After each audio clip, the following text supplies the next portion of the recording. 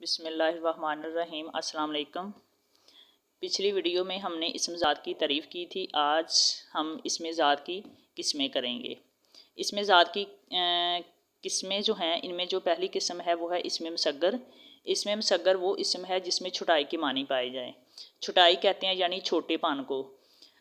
मसलन टांग से टंगड़ी, खाड़ से खटोला, ढोल से ढोलक, संदूक से संदूकचा।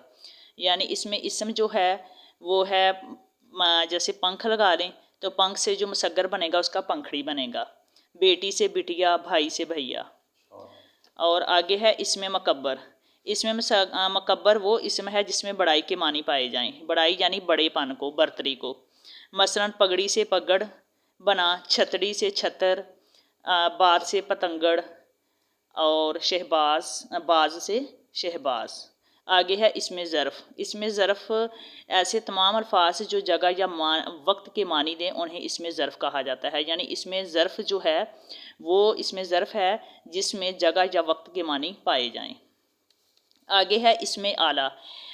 इसमें आला जो है औज़ार या हथियार इसमें आला कहलाता है। मसलन तलवार, बंदूक, चाकू और छुरी वगैरह। आगे है इसमें सूत। इसमें सूत वो इसम है जो किसी जानदार या बेजान की चीज़ को ज़ाहिर करे। मसलन चूँ चूँ, छम छम।